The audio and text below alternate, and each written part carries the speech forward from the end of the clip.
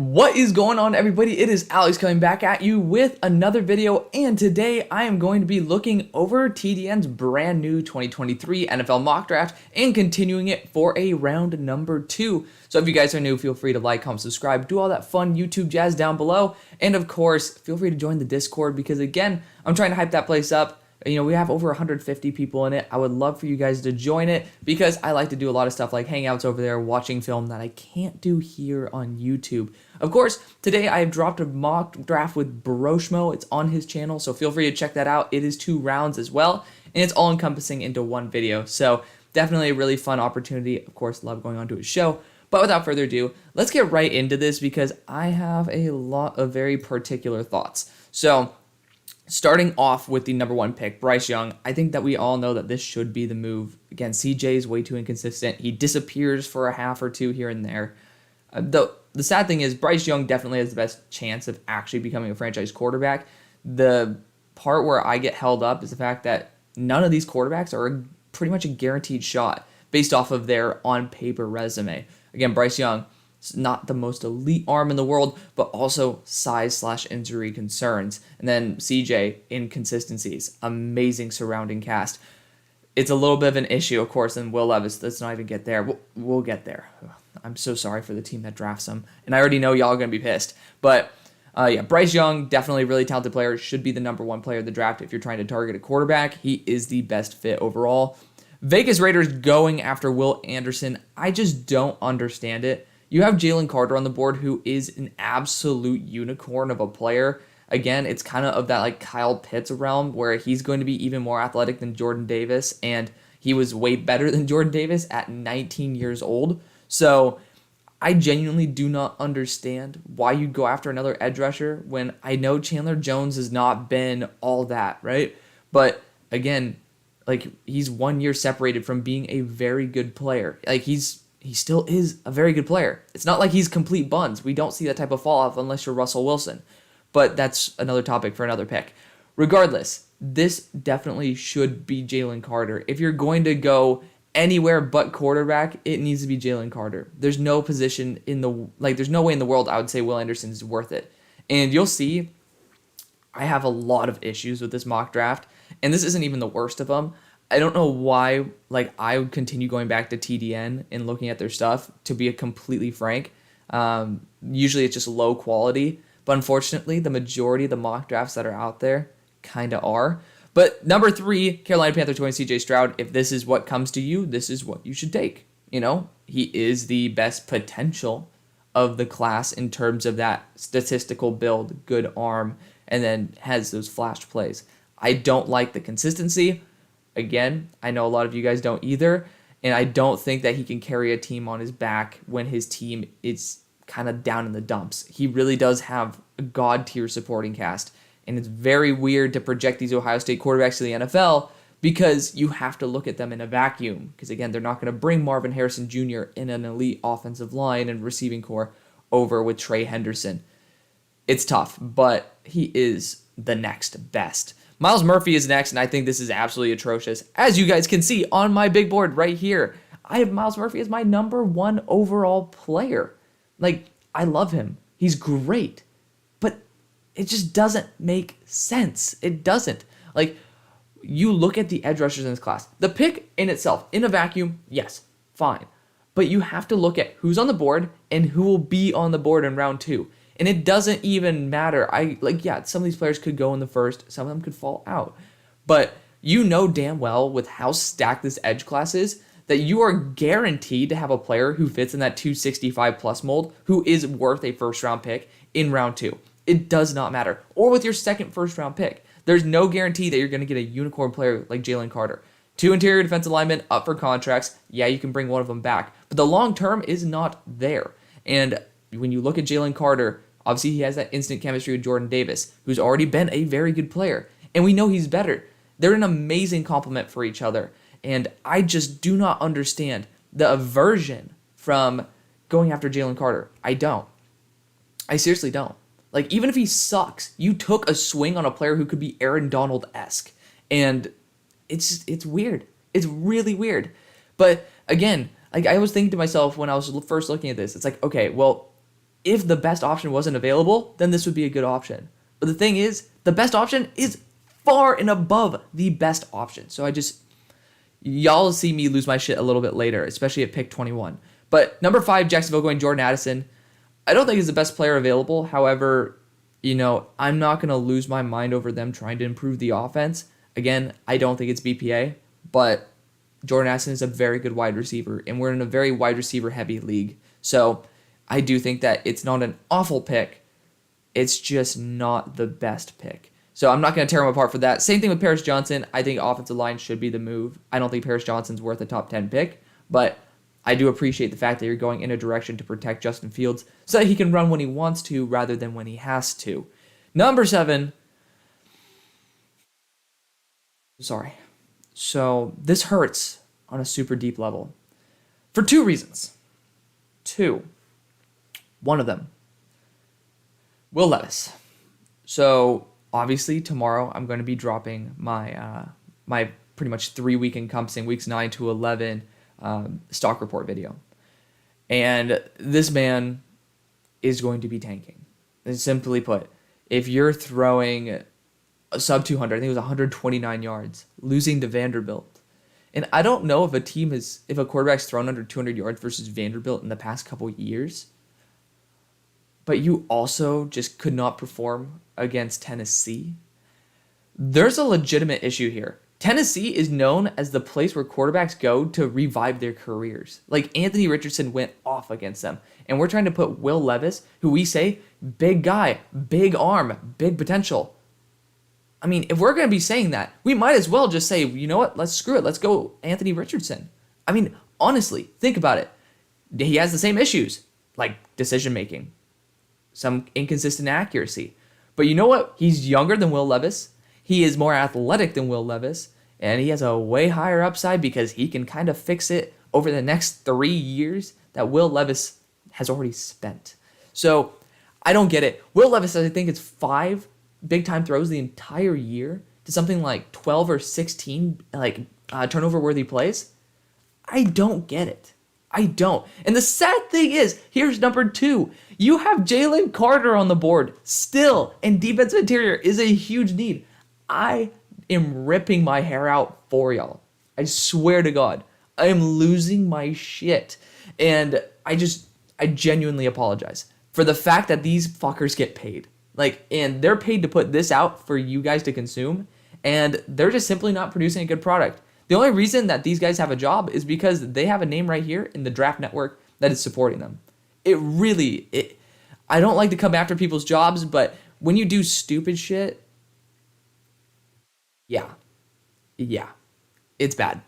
Jalen Carter then goes to the Seahawks, so maybe he's just a Seahawks fan or a Lions hater. Quentin Johnston next. I think that Nico Collins serves his role, but I do understand that sometimes you don't need to keep an elite level receiver down because of a slightly solid receiver. So I do understand if you just want to say, hey, you don't need to have that role filled with Nico because you can just have it filled with someone who's way better. I understand that, and he can be a true X receiver. So I don't absolutely hate the pick at all. I do think he's a very good player, can add to the offense. Olu, I say this a lot. I just don't want him going up against Myles Garrett at all. He's freaking 20 years old. So he has a lot of potential. He's not there yet. He's improving, and I do love to see that. I want to give him credit. But if I'm Olu Fashanu and I'm hearing back from the reporting community, the ones who give out the actual projections, I'm going to say, hey, if I get anything above top 20, if I get anything 25, 30, 32 next round because he's so young and has shown he has some holes, then I absolutely am returning and I'm going to be a top 5 pick the next year. Then he'll be 21 years old and be super polished. So again, if I'm Olu, I have a weird feeling he's going to return, but there's a lot of hype on him right now. We'll see if that hype remains. Again, everything shifts, especially in the offseason, but Olu Fashanu, if he goes to the Steelers, I'm not going to complain. Dan Moore did have an 89 PFF grade this week. Whoop-de-doo. Again, I love consistency. So Olu, definitely, I would not complain. At 10, it's a bit rich, but I do think, again, offensive line, never a bad thing. Detroit Lions going Keely Ringo here. Honestly, for you guys, I'm going to scroll down my big board a little bit so you guys can see like the guys who have not gone. You see Joey Porter there. I'll like cut him off, but you guys get to see my board. Keely Ringo is definitely a really good pick. Again, if you went Jalen Carter, Keely Ringo, we'd be talking about a killer draft. Atlanta Falcons going Tyree Wilson. I do love him. He has inside and outside versatility. I think he has 50 pressures on the year. I didn't even know that. But he's been performing week after week and getting better each time. He pops off the tape. He really does look like a major ascending player. And I haven't even updated my big board enough because I was updating it like a couple days ago. And I re-looked at the statistics. I was like, damn. I mean, I've been giving Tyree credit, but not that much. I haven't been giving him enough credit. He's been doing an amazing job. Big fan of Tyree Wilson. Christian Gonzalez is a perfect fit for the Cardinals. I think he could be a top 10 pick easily. Amazing guy in man-to-man coverage, especially. Like, you want your Patrick Peterson build. This guy is the upper echelon of it. I like Tyreek Stevenson, but that's probably going to be a round 2 guy. I mean, I could say he's a late round 1 for sure. He's been doing a lot better recently, but that's for another. I mean, we'll probably take him in the next round. But Christian Gonzalez, really good player. Big fan of him. Jalen Hyatt to the Packers. Again, you already have your speedy deep threat. I don't understand this. I don't. You have great offensive linemen on the board. I'd be taking that in a heartbeat. You have Skoronski. You can have that tackle guard versatility just like Jenkins with a guy who's used to playing in very harsh climates up in the north. That would be my pick. I don't understand going after a deep threat. Again, a lot of these guys are going to run like 4.2s, 4.3s. Like, we've been seeing it exponentially increasing each year because players actually focus on their 40 times because it's very well correlated to their draft position. Randomly not Kalen Barnes, but that's okay. Jalen Hyatt, I don't get it. I don't get it for the Packers. I understand for the first round, like, people are like, okay, yeah, this guy definitely adds that game-changing explosiveness. Sure. But I can't get on the track yet. I just can't. And the All-22 just came out for Bama versus Tennessee for me, so I'm definitely going to be watching that and then finally making my decision because I do want to at least look at All-22 for my first take rather than, my supporting. Cam Smith to the Commanders. I don't complain about it. He's a very good corner. I think corner's definitely a position to go after. Broderick Jones to the Colts. I do have my concerns about Broderick. However, I still think he is a phenomenal player. I'm going to scroll down a little bit. You guys get to see that there are some players, even in my top 10, that have not been taken and have yet to be taken and will not be taken until me. But Jackson Smith and Jigba is next. Really, really good weapon. I prefer going after more of an elusive weapon like Josh Downs. I think that's a little bit more of the Mac Jones statistical type, but I don't really care. I don't. Jackson Smith and Jigba's great. I'm a huge fan of Jackson. Jalen Duncan, I got to make sure. I almost fucked up. I was like, whew. I thought I missed a pick. I was like, ooh. I do that sometimes. Man, it's been a while since I missed a pick. I remember those days where I almost wanted to remake an entire video just because I missed one pick. I have a description where I can fix mistakes like that. Regardless, number 18, Jalen Duncan is the worst prospect in this entire draft. I swear to God. The amount of hype this man gets, and one, I'm so happy. I had to substitute him with another player because PFF did not put him in their top 100. This guy is straight booty cheeks. He allows 3+ pressures every single week, and just because he's 320 pounds. Who cares? I mean, again, you could pick up a dude from 7-Eleven who's 320 pounds, and I'm sure he'll be just as good as this guy.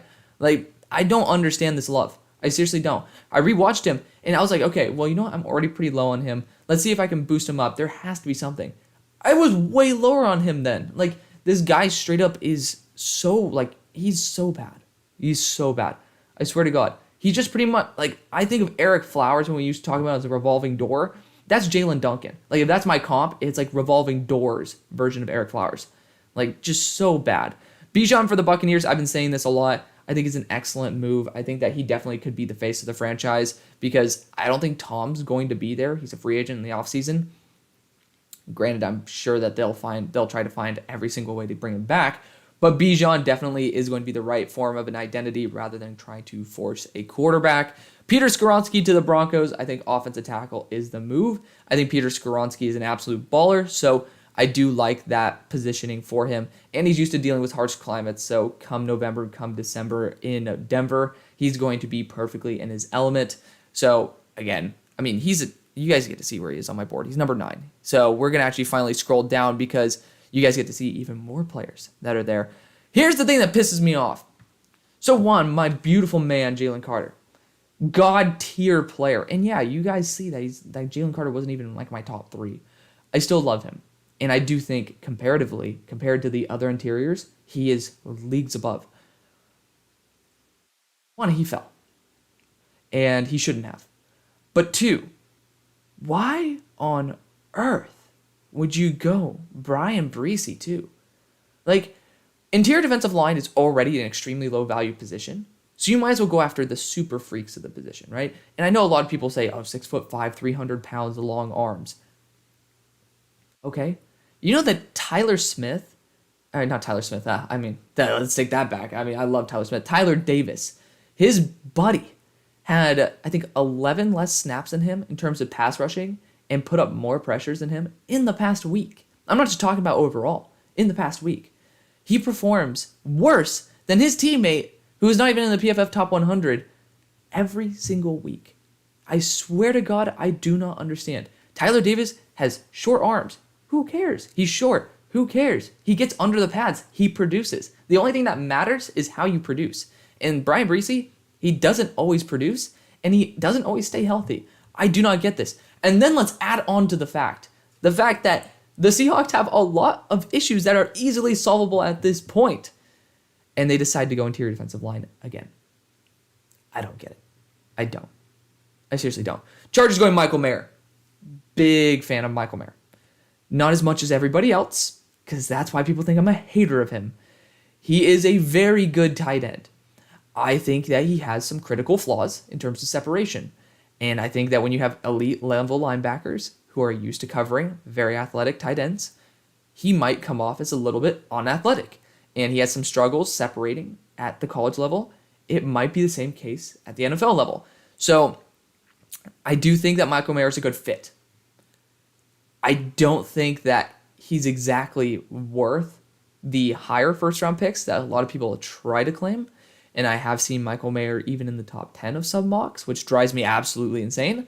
But you know what? If I see this, I am not going to peep. I think this is a solid B+ pick. I like offensive line a little bit more for the Chargers because I want to keep my quarterback healthy. But I do understand so far, even with Jamari Salyer, they've been proving that they can draft some dudes later on, be able to plug them in. So I'm fine playing the money ball with that. Michael Mayer is a good weapon, adds another thing to Justin Herbert's arsenal. So I think that that's a great move. Number 23, the Jets go Anton Harrison. I love it. Left tackle, right tackle versatility. He has multiple years of experience. He's been tapering off a little bit in terms of adding a lot, like starting to give up pressures. He had a couple weeks there where he was completely locked down, but I do think that he can get it back on track. Good size, good ability overall, and good experience. Jahmyr Gibbs, I mean, it's not even, I feel like these guys don't watch football. You have Nyheim Hines, James Cook, Zach Moss. You got rid of Zach Moss for Nyheim Hines. And then Devin Singletary. So drop Devin Singletary from the list. You have two guys who are pretty much elite level receiving speed backs.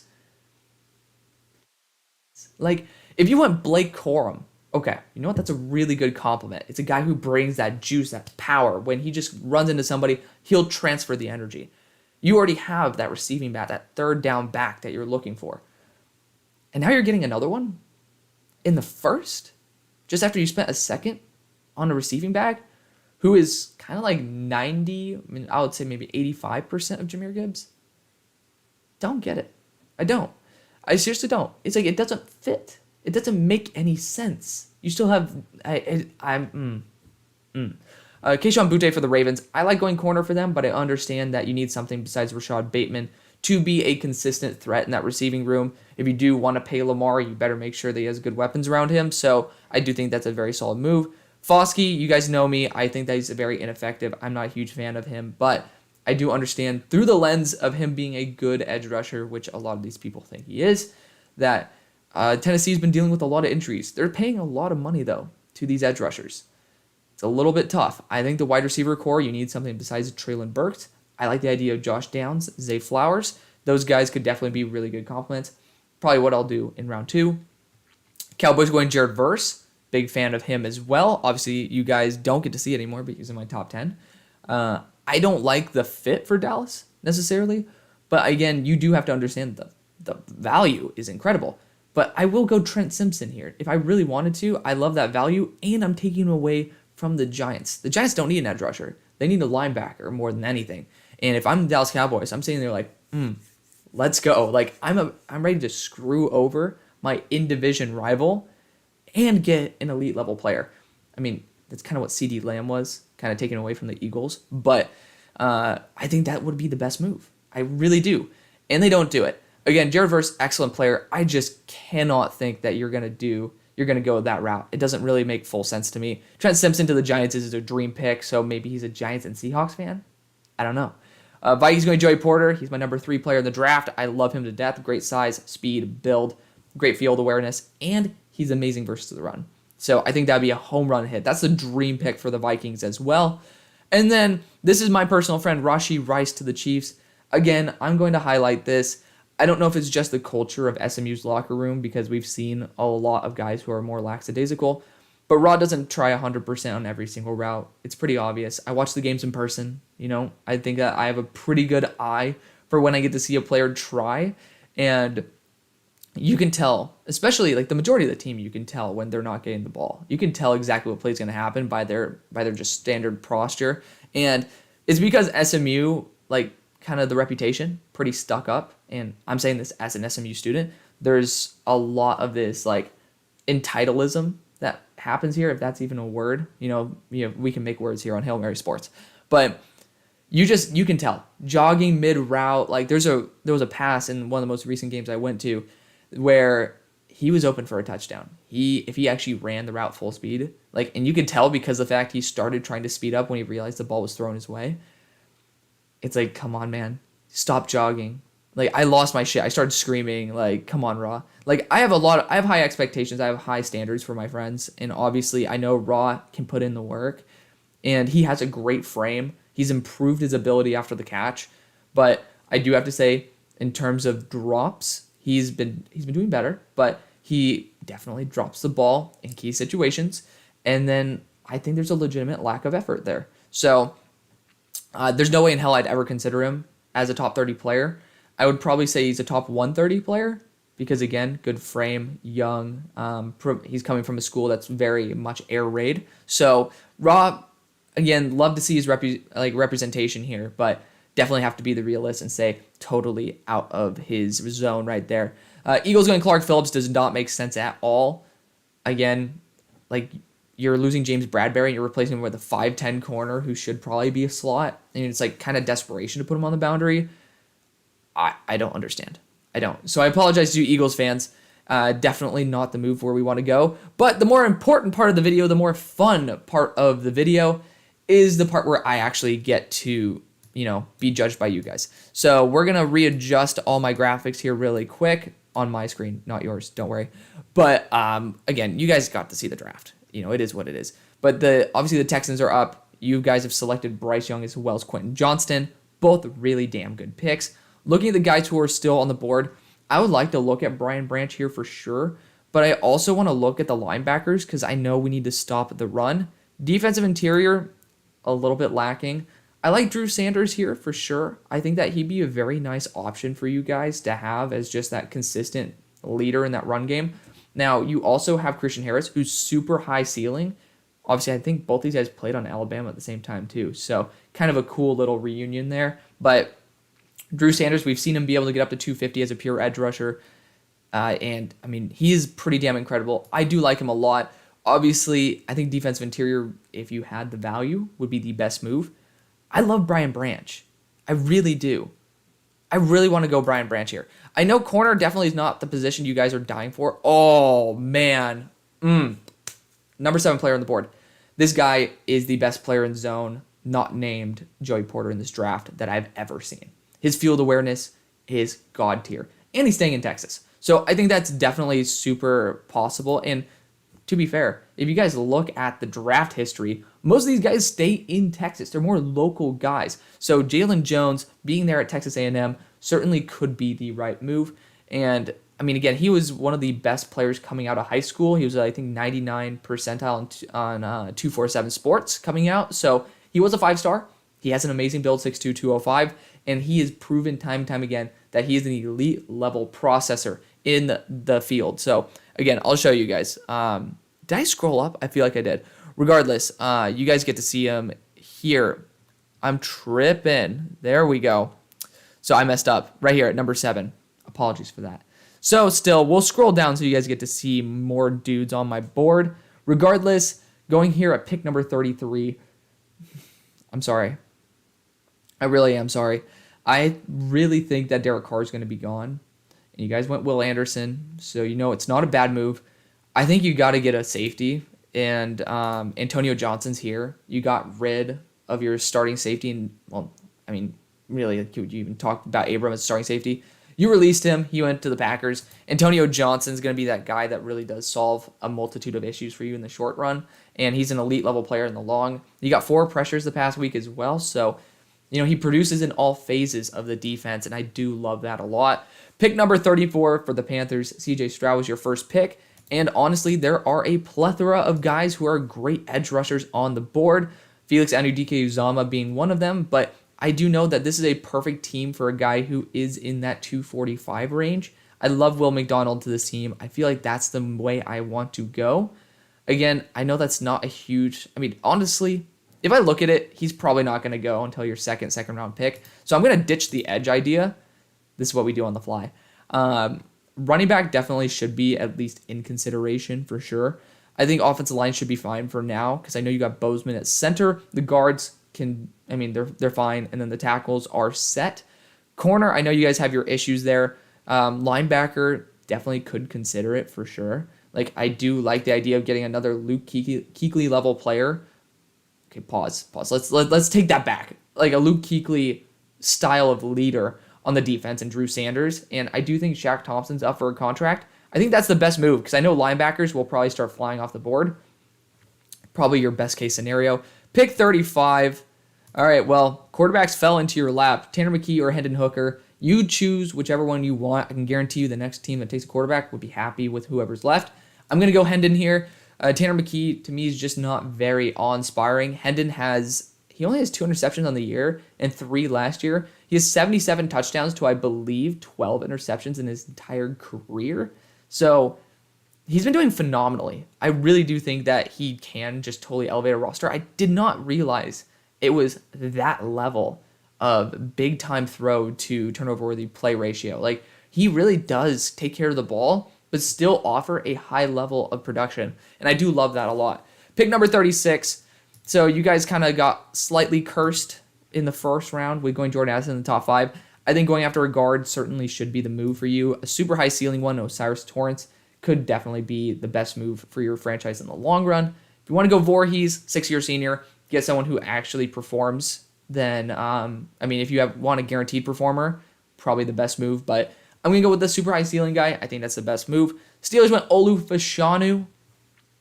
Oh my. Man, Brian Branch is on the board. Oh, I have a hard time not taking Brian Branch for every single team in the world because I think he's just too dynamic. And I think that he could play... he's so similar to Minka. That's the only issue is, like, can we bring him onto a defense with Minka? Looking at other corners who are available, Tyreek Stevenson, but I'm never taking another Miami corner for the Steelers after Artie Burns. No way in hell. We're going to do it. We're going to say, you know what, Brian Branch, you're going to fit somewhere. We just know you're going to, we don't have a plan for you yet, but we know we'll fit you in wherever we find best. Rams, dude, there's some crazy offensive tackles probably still on the board, including my top tackle my second to top tackle in the draft, Javon Foster.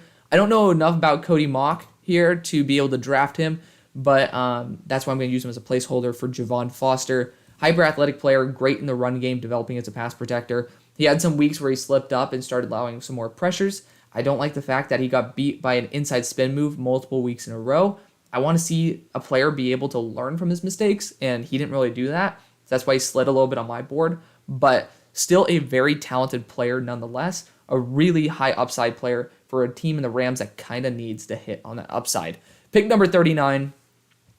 So this pick, obviously I would love to do trades and stuff because I would have traded up earlier. To be fair, you got Jalen Carter already, so you guys are kind of set. I like looking at the offensive line here. Whippler, Voorhees. I want to continue helping out the run game. It was 10 carries for 17 yards last week for Kenneth Walker, and he's the identity of the offense. Geno Smith also protecting him, not a bad idea. So Voorhees has that tackle and guard versatility in case injuries pop up. I love that, and he has that experience to start day one and be able to perform at a high level. So pick number 40 for the Browns. I mean, Deshaun Watson comes back today.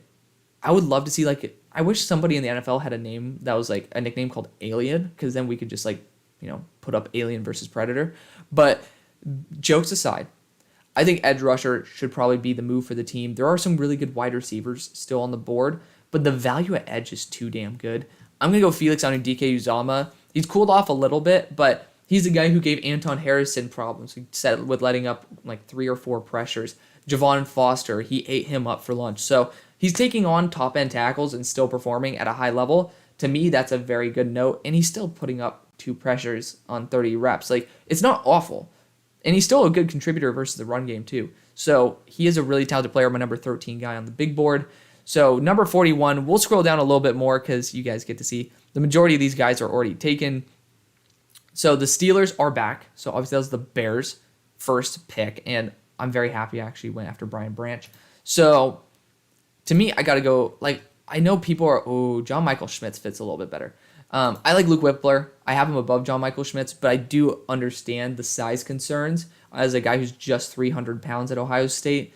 I love his consistency, but John Michael Schmitz definitely brings a little more of the grit that fits the Steelers' mantra. So Olu Fashanu, kind of more that young kid who needs to develop. John Michael Schmitz, more that veteran who can step in day one. I like that a lot. And then, of course, you get Brian Branch, who's just god tier. Pick number 42. I'm sorry, Lions fans. You know, it's not easy going Will Levis with your first pick. But you got Keely Ringo with your second. That's a plus. So in that situation where you guys are completely screwed, what's the best move for you? I think going an edge rusher. I like adding another bigger edge rusher. And I'm actually going to go after a guy who's not even listed on here. There's a lot of good guys on this list, including Carl Brooks. He had 15 pressures this past week. It's not going to be Princely. It's going to be Isaiah McGuire, my number 5 player overall in the draft. He is 275 pounds. I kind of call him mini Miles Murphy, and he might be as good as Miles Murphy if we're going to be completely honest. He might run a 4.48 at 275 pounds. Like, the guy is unbelievably athletic. So I think that's perfectly fine to add him into a rotation. If not, start him immediately across from Aiden Hutchinson, and he's good in the run game. Falcons, you guys already went in the first, if I'm not mistaken, after an edge rusher. And Tyree Wilson, yes. So there's a lot of good corners that are still available on the board. Garrett Williams being one of them, Devon Witherspoon, Tyree Stevenson, and I love the idea. I want to show some love to Tyreek. He had a really good game this past week. Number 2 player on his team in terms of PFF grade. He had a really good week, and he was only beaten by a player at free safety who's a true sophomore, if I'm not mistaken, who ended up having 3 interceptions. So he had himself a game all around. Again, I don't think PFF grades are all that, but it's a good representation of how he's playing, and it supports the data that shows that he's playing really well.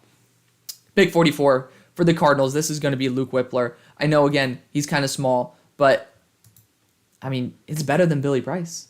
Not James Hudson. Rodney Hudson's probably going to retire, so I do think that going after a player like Luke Whippler would be the best case scenario. Pick number 45, Jalen Hyatt was added to the squad. I think offensive tackle in Blake Freeland would be amazing. Again, you're adding in a guy who can just, I mean, do I have to explain the offensive line to you guys? Poor Packers fans know this. You know, 1, Bakhtiari's never healthy.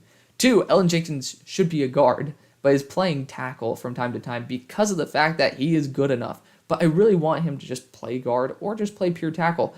Regardless, offensive line's a need. And if you want to move Blake Freeland to guard, do it. He has versatility there as well. BYU, you know they're going to come in and be able to perform at a higher level. He's better than Brady Christensen, who I said was extremely overrated. So I do like Blake Freeland. Brady Christensen's been able to have a solid career as a guard there for Carolina.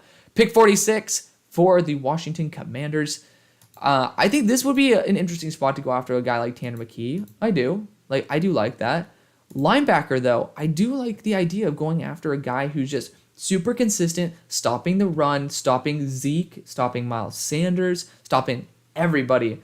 And that's Jack Campbell. Just a super consistent guy who's going to be a good leader. He's improved his athleticism as well. Definitely a big fan of Jack Campbell. Pick 47 for the Colts. Now this could easily be Tanner McKee, and I think that's a dream. You go tackle in the first, quarterback in the second. I do like that a lot. Pick 48. So in the first round, they went after a wide receiver in Jackson Smith and Jigba. So I do like that. And you know what? Oh, Andre Carter needs to go. But we're going to go BJ Ojolari. You know, I'm pretty sure Bill has connections to like the Navy. If I'm not mistaken, you guys can correct me there. So you know what? He might have that little rivalry. He might say, you know what? We don't want to draft an Army guy. That's complete bullshit. But regardless, both those guys are so damn good. I just want to show some love to BJ Ojolari. Andre's going to be going in the next couple picks anyway. So, you know, it is kind of like potato at this moment. Pick number 49. So the Bengals, where did they go in the first round? I'm slipping up right here. They went after oh no, not Jalen Duncan. Oh, you poor souls. I am so sorry. That is awful. Let's see if we can correct it a little bit. Garrett Williams. Oh, I love Emmanuel Forbes. So I was talking to, obviously I did a video with Broshmo, and he actually described this much better than I could have ever done. So Emmanuel Forbes pretty much is a perfect like hand and glove scheme fit for this zone coverage. Obviously you're losing Eli Apple, who, you know, you can debate whether he's actually good or not, but you do need a corner. And Emmanuel Forbes is a pick 6 machine. I think that would be a nice addition. Obviously, Martin Emerson was kind of the contrast of a much larger, heavier corner. So Emmanuel Forbes, more of that guy who's very good with his processor. He can put on more weight, but I do like him in the second. Pick number 50, Bijan was the new face of the franchise for the Buccaneers. So I do think going after someone like Andre Carter to continue bolstering the defense, not a bad choice. Offensive line, I know, has been completely like ravaged with injuries, and that definitely could be a way to look as well. Safety, definitely, you could definitely look at the DBs, but I'm going to go an edge here. I'm going to go Andre Carter. You might as well go BPA. 6'7", 260 pounds. He has I think a plus 20% pass rush win rate, which is awesome. And you're also stealing him from an in-division rival right there. So, you know, always a win-win when you get to be able to kind of give the middle finger, so to speak, to the Panthers. Let's see what other edges are available, because I went after a linebacker, if I'm not mistaken, with the first one, and Drew Sanders, which I do like that a lot. I mean, Will McDonald definitely fits. I love Will McDonald on the squad. Definitely considering him. So it's down to Will McDonald or else Blake Corum, and I do like Blake Corum to this team. But I think they're going to be perfectly happy with their third-round running back selections. When you get to go after a high-end talent that I have in the top 15, like Will McDonald, I think you can take it and be pretty damn happy. He fills a role that was formerly filled by Hassan Reddick, who has a very similar size to Will McDonald. Pick number 52. So I want to look at offensive line here for the Seahawks. Christian Haynes, I've heard he's a complete monster when it comes to the run game. He's a super athlete. So might want to show him a little bit of love here. But other positions we could target, I feel like on offense, you're pretty set. Again, apart from interior offensive line. I'm not going to go after a corner, but a safety definitely could be in the equation. And I do like this idea of Tyler Nubin. He has, like, again, I'm waiting for more All-22 to come out before I make it a final assumption. But he's been a playmaker. He's super electric. You guys run 3 safety sets. It's fun to toss it in. Let's go Tyler Nubbs, the Nubbin himself, going right here at pick 52. The Chargers went after Michael Mayer in the first. I think offensive line should be a priority here, but I can't really find anybody worth it. Therefore, I'm going to go Blake Corum as a nice compliment back to Austin Eckler. You want to continue giving Justin Herbert the best chance to succeed. This is the way to do it. Pick 54 with the Jets. So I think a linebacker with Noah Sewell is the best move here. It's not going to be DeMarvion Overshown. It's going to be Noah Sewell. You have great mentors there. He has a 6'5". He has this over 6 foot, 250 pound frame. It's great. He's shown the ability to cover. He's improved his tackling abilities. So I do actually like Noah Sewell quite a bit, and I think he'd be a great fit on this team. 55 for the Bills, who kind of shot themselves in the foot in round 1. I think we could definitely go after a DB here. I love JL Skinner. He doesn't really fit though. That's my only concern with him, is that he's not a very good scheme fit, and we'll just add corners in. I think Chris Abrams-Draine would be much better as a roaming safety than him. He's been more of a slot corner, but he has the versatility and the field awareness to be able to elevate his game as a Bill safety. I could easily see it. You look at Damar Hamlin, and I was a big fan of Damar Hamlin. It's a very similar mold. Very similar mold. Big fan of it. So pick number 56. This is Baltimore's pick for the Bears. Went after offensive tackle with their first one, which is the right move. This should be a wide receiver here. None of these guys fit that mold, but there is someone who does. And that's Xavier Hutchinson. I love him more as that possession guy, more of that X build that I know you want Chase Claypool to fill. But now you're spending 2 second-round picks on wide receivers, and I think that's perfectly fine. Pick number 57. So, again, this is another team that could use wide receiver. I said they should go this way in round 1. Josh Downs. Really good guy to get open. Offered Malik Willis, Ryan Tannehill that short option to be able to just have that run after the catch. It's a nice compliment and just makes it a lot easier on them. Pick number 58. So, Cowboys, I would love to go offensive line here. We still might.